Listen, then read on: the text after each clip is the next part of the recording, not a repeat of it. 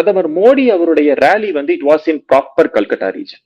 அன்னைக்கு அவருடைய palace கிரவுண்டோட rally. இதுல ஏன் இந்த எண்ணிக்கை சம்பந்தமா மட்டும் பார்க்கல அப்படின்னு நான் சொல்றேன். 2000 இதுக்கு முன்னாடி இவ்வளவு பெரிய ரேலிங்கிறது 2009 நடந்ததா அங்க இருக்கக்கூடிய பத்திரிகையாளர்கள் சில பேர் சொல்லி கேட்கிறேன். சோ 2009 அதுக்கப்புறம் நீங்க பாத்தீங்கன்னா 2026 ஆயிடுச்சு. கிட்டத்தட்ட இத்தனை ஆண்டு காலம் திரிணாமுல் காங்கிரஸாலேயே அந்த ரேலியை கூட்ட முடியல அப்படிங்கிறது தான் உண்மை. ஏன்னா அவ்வளவு பெரிய பிளே கிரவுண்ட் அது. அண்டு அதுல இன்னொரு ஒரு விஷயம் என்னன்னு கேட்டீங்கன்னா, அந்த ரேலி நடப்பதற்கு முன்னால் திரிணாமுல் காங்கிரஸின் கையில் இருக்கக்கூடிய நிர்வாகம் அந்த ரேலியை பிளாப் ஆக்கணும்னு சொல்லிட்டு பல விதத்தில் முயற்சி செய்தது.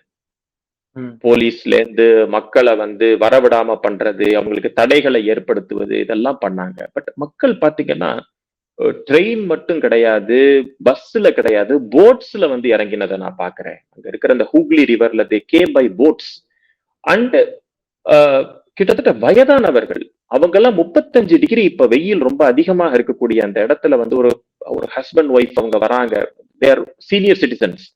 சோ இத வந்து ஒரு எண்ணிக்கையா மட்டும் பார்க்காம ஒரு எமோஷனா நான் பாக்குறேன்.